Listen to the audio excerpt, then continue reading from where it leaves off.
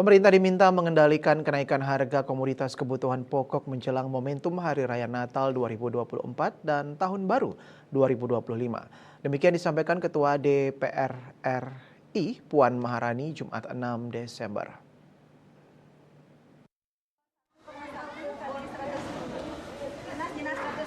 Dikutip dari kantor berita Antara, Puan mengimbau pemerintah untuk mengendalikan harga-harga kebutuhan pokok demi memastikan masyarakat dapat menikmati momen Natal dan pergantian tahun tanpa kekhawatiran kenaikan harga-harga komoditas. Salah satu yang menjadi sorotan Puan adalah harga minyak goreng rakyat atau minyak kita yang belakangan dikeluhkan masyarakat sebab melesat tinggi dari harga eceran tertinggi HET. Selain masalah harga minyak kita yang melebihi HET, Puan mengingatkan soal adanya manipulasi minyak goreng yang dilakukan oleh oknum nakal dengan menjualnya ke luar negeri dalam bentuk minyak jelantah atau memperdagangkannya sebagai minyak goreng curah dengan harga lebih tinggi.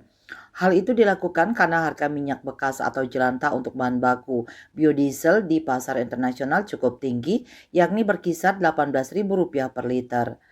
Kecurangan tersebut menyebabkan stok minyak goreng rakyat yang seharusnya melimpah menjadi tidak bisa dirasakan oleh masyarakat. Untuk itu, dia meminta adanya intervensi untuk mengatasi manipulasi atau penyelewengan minyak seperti itu. Selain itu, Puan mengingatkan soal kenaikan harga sejumlah barang komoditas meski Perum Bulog menyatakan pasokan dan harga beras menjelang Natal dan Tahun Baru 2024-2025 cukup aman. Misalnya bawang merah, tepung terigu curah, cabai rawit merah hingga telur ayam ras.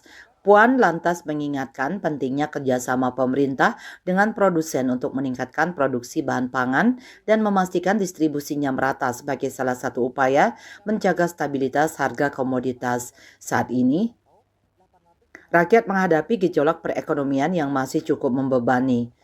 Mulai dari daya beli masyarakat menurun, fenomena PHK massal yang meningkatkan jumlah pengangguran hingga inflasi. Dia mendorong pula adanya pemantauan dan evaluasi berkala terhadap tren harga dan permintaan barang komoditas utama demi memastikan kebijakan tetap efektif dan relevan dengan kondisi pasar. Bali Post melaporkan.